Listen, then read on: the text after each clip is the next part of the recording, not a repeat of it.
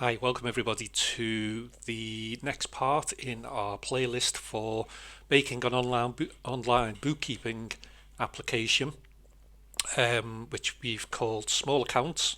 If you look back at the previous videos, you'll get a bit of a history of as to how I ended up with that domain. So yeah, I haven't recorded on this channel for a while because I've been working on another game playlist that you might see on my channel. Sorry, I haven't been working on this playlist. But I came back to it and I thought I'll just do an update video just to keep up to date with it. And I noticed something wasn't quite right. So when I looked at the playlists on my YouTube video within my account, there's 7 videos that you can watch. But when I looked on the actual GitHub repo, I have uploaded a part 8 which was entitled Upgrade to Laravel 8. So as you can see, it was a few months ago when I did that, and I remember doing that, and I thought I uploaded the video, but it doesn't look like I have. And since then, I've had to upgrade my computer, so I don't think I got all the recordings across, the original raw ones, before I processed them into YouTube videos.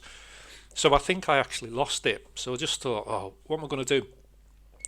So what I've done is, and this video I'm going to call it like part 8B in a sense, because really this is what this should have achieved. But what I've done is I've already done the work on the code base. We're not going to go through it together just for this video, just because you'll understand why when you see the complexity of what we had to do. So rather than just upgrade to Laravel 8, I thought it would be a good opportunity to install some other packages I was looking at that I've been using in other places and I really think would be suitable for the small account system. And the main one is one called Laravel Jetstream. Now, you may already be familiar with this, you may not, but this is just a really good collection of features for user login, authentication, registration, email verification, and also like the makings of a dashboard, like a user portal, and basically just everything out of the box ready just to do it, just to get up and running and started. And I just thought, oh, this is great. And the other thing that led me to it was the fact that it uses inertia and view. Now I can't remember if I did on this playlist or on the game playlist I'm working on whether I mentioned that I am concentrating on this inertia view stack now, but I am.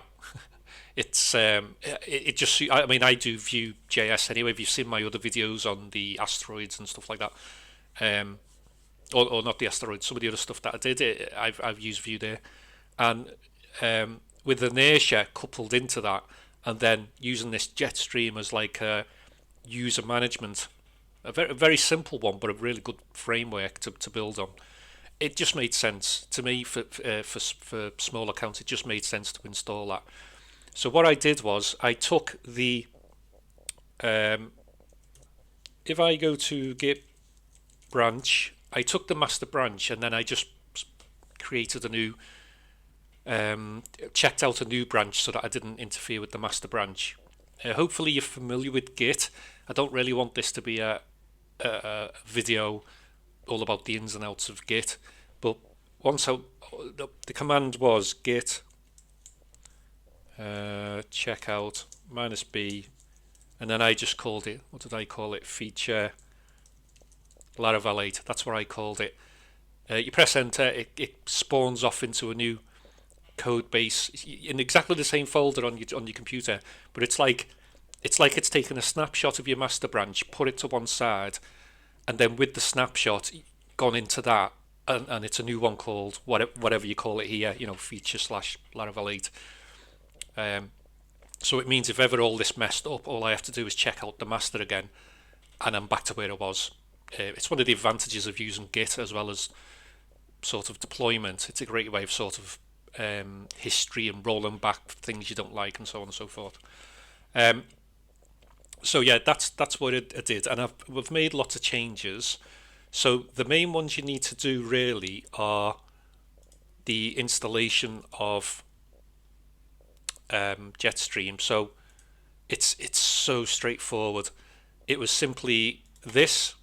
So you require it as a package as you would any other package that we've done.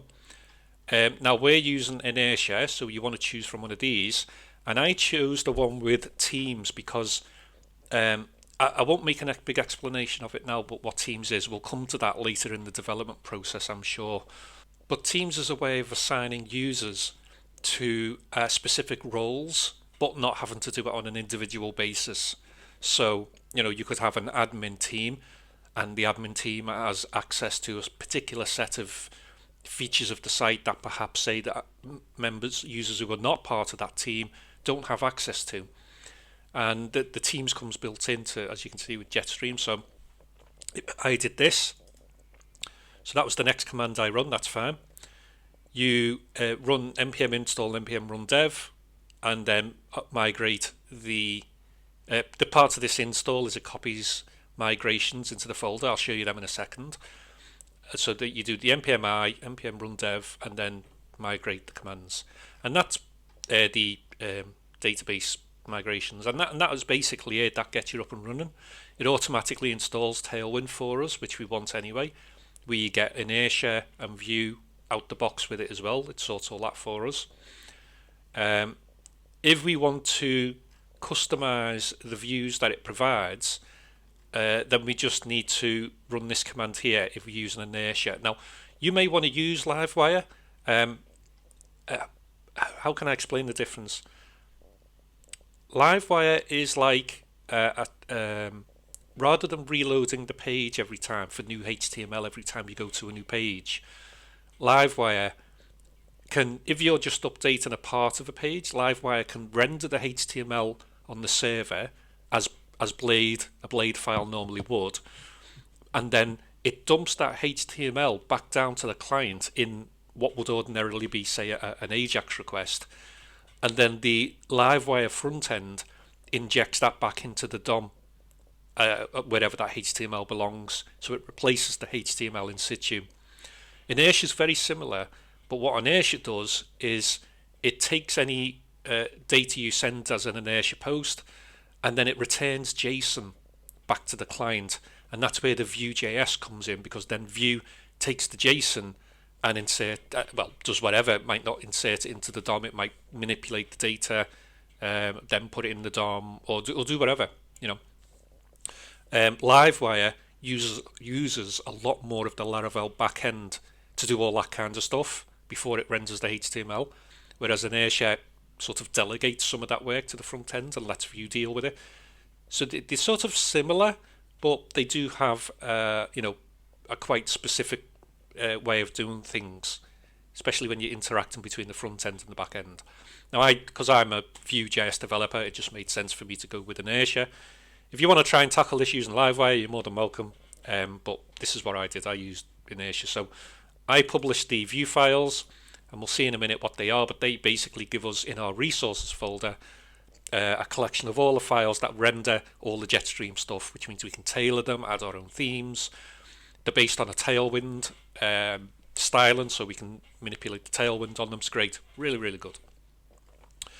I didn't do any of this. This is like the custom logos that you get. You can create your own or put images there or whatever, but I've just left the default there for now. I'm not really fussed. And then we run dev, and that is the Laravel installation. Now there's a bit more to do, so let me show you the what I'm going to show you now is the files that have actually changed from the master branch. Now it does look like a lot, but a lot of these files are actually what Laravel Jetstream has done already, so we don't need to do them. So for example, anything in the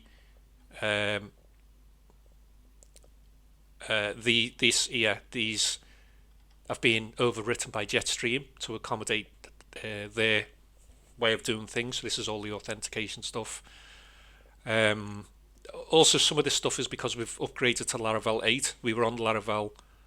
Were we on Laravel 7 or Master? Yeah, I think locally I was on Laravel 7, but the Git repo remotely on GitHub was on Laravel 8, so yeah, it was just a mess. Um, oh no, I need to tell you something else before we did all of this. Oh, right, I can't be bothered starting the video again, so I'll just explain what we did. Right at the beginning, where we did git checkout -b feature Laravel 8, and then we checked out the branch. Now, the next thing we did then is delete everything in that folder, and I mean delete everything in that folder except for two things. Three things, sorry.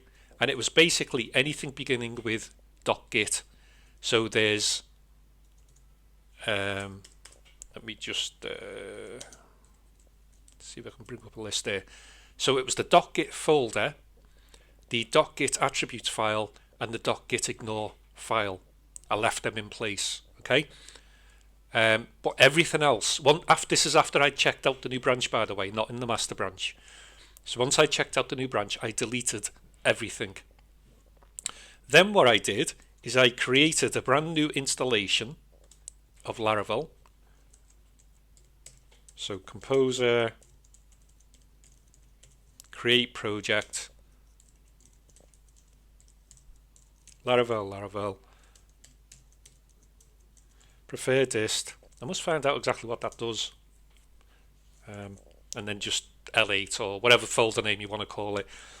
I deleted it afterwards because you don't need. It's just a temporary thing to get the latest files. So call it whatever you want. Just remember what folder you called it. So I created a brand new installation of Laravel, called it L8, and then from that folder, I copied everything except the .git files into the small accounts folder. So you can probably work out what's happened here. We've created the new branch in small accounts, Laravel 8, deleted everything except the Git history, and that's important because if we'd have deleted the Git folders, then there would have been no way of making a connection in the files that we've changed, so that when we come to upload it back to the remote repo on GitHub, it will go, oh yeah, I know you've made a lot of changes, but that's fine. If we'd have deleted the Git folder and all the Git stuff, it'd have gone, I don't even know who you are. Your files are massively different to what I've got, but I don't even know who you are. I'm not even going to attempt to take your files. Now, we could have overwritten that. We could have put a force in there, but I just thought, I didn't like that. I thought it's far better to try and follow the convention of how the Git system works. So by doing it this way, by keeping the .git stuff, and I haven't done this yet, but when we commit this up to that branch and then merge it back into master, the Git system will go, wow, you've made a lot of changes, but I can see which branch you've come from, which was master, therefore I'm going to accept all these changes and I'll merge them in. Now there might be the odd conflict maybe or something, but it will still allow it to go through once all that's been resolved. So that's why I've done it this way. So let's just recap. Create a branch, create a new installation of Laravel 8, delete everything from the new branch in small accounts except the three .git files and folders, copy everything except the .git files and folders from the new Laravel folder into small accounts. So then we have the latest version of Laravel with the Git history. So then what we have to do is do all the installation stuff, as we just said here, was like Jetstream. So we run all through the Jetstream stuff. We install that. What else did we install? Let's just have a look at the composer file. All of that's included. Okay, yeah, so that was everything as regards composer is concerned. I thought there was something else. I thought I required something else. Maybe not. Oh, yeah, one thing you need to bear in mind is you need at least 7.3 PHP for this to work. I think I've got 7.4 on my computer. Yeah, 7.4.13. But this isn't the best way to check it because the web version might be different from the command line version. So best way to do that is put a PHP info in the index file. In fact, I'll show you that. So if you go into public index.php and then just in there do PHP info, right, save that. Now when you run small accounts, you get this nice rendered debug of the PHP system actually in the Apache in the web environment rather than command line, and obviously you can see quite clearly we're on PHP 7.4. But it tells you loads of other stuff as well, whether you've got various things set up like for example, are you working by which type of MySQL adapter or whatever it might be. You should really know about that. It's been out for quite a while, and it's very useful to do this kind of debugging. But if you're just starting off, you might not be familiar with that, so you'll be forgiven. Don't worry. Okay, so when we're at that point, we have installed everything back in. So we're now running a bang up to date setup of Laravel 8 with Jetstream and everything else that goes along with it.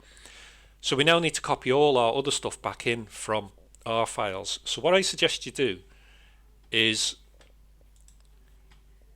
go to here, but by the time you see this video, this will have changed because I'll have updated this to the latest thing, part 8b, basically. So what you need to do, I think what you need to do, if I'm right, is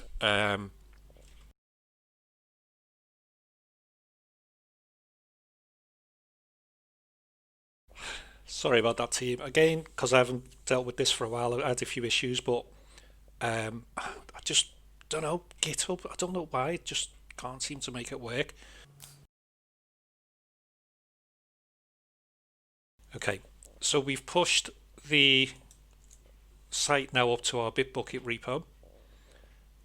We have the master branch and we have our I'm really nervous. Oh yeah, because locally we didn't have part 8. I suppose in some ways this is good because the GitHub stuff I can leave and I don't have to touch that. But we need to merge this Laravel 8 stuff into our master. So I need to reformat the Readme page as well. So let's go to branches. Here, create a pull request. So it's going from small accounts, it's going from Laravel 8 to master. Install, that was the commit message, remember. So that's fine, create pull request.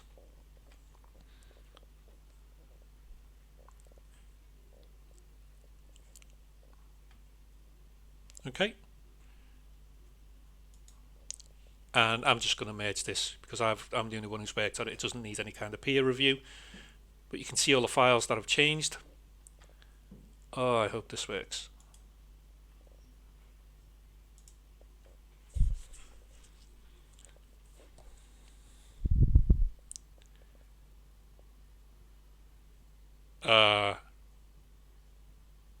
Has that worked? I was expecting some conflicts, to be honest. Delete, add, modify.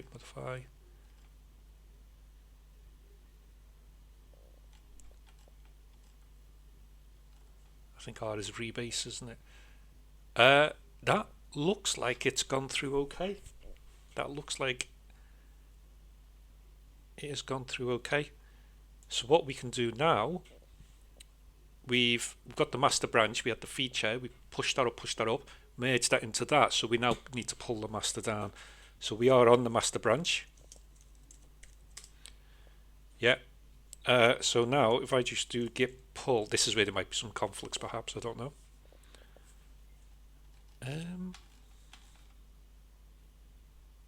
Oh, R was rename, not rebase. Rename.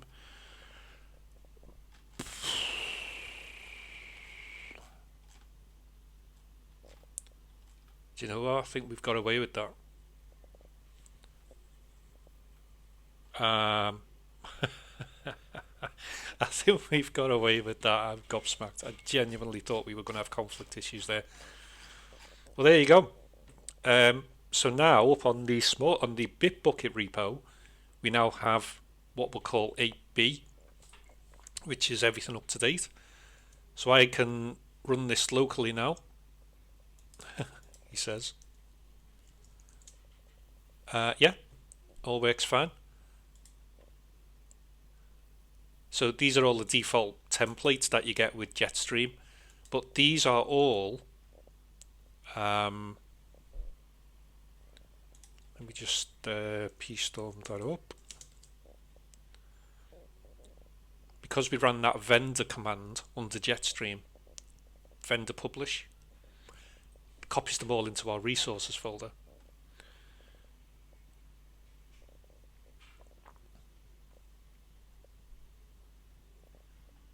Okay, so where are we? Resources, views, and oh no. When we're dealing with inertia, it's all view, so it goes into resources.js, and in here we have the Jetstream templates, we have and components. So some of them are just raw components that we can copy or import into our own panels. We have the layout, some other stuff,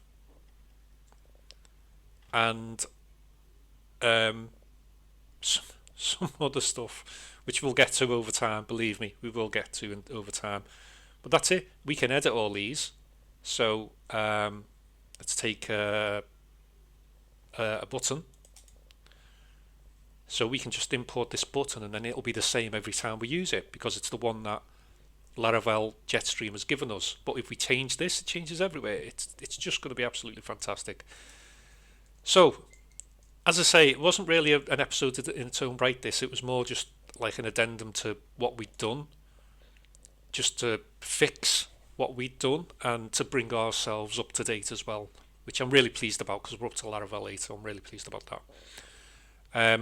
So this is now on the Bitbucket repo, and we can start now progressing more of the app, looking more at the actual bookkeeping side of things now that we've got the framework in place.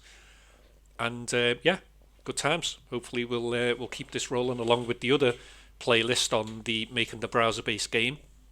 If you are not familiar with that and you want to have a look at that, just let me bring up my YouTube channel. Okay, so if you go to my channel, I'll put a link to this in the description. Go to playlists, and this is the one we're on now, but we're also on the Deuteros MMO remake, also a Laravel based thing. We did a few other bits and bobs in the past as well, just tinkering with stuff when I first started. So yeah, please feel free to follow along with all of them. Please, if you like this video, to be honest, don't bother liking it. There's nothing to like in here, but I would appreciate it if you do subscribe, and you can see the latest videos that are coming out. I'll try and keep up to date with both playlists. I'll do my best. They both seem to be in demand for different reasons, obviously. And for now, thanks for watching, and we'll catch you again soon.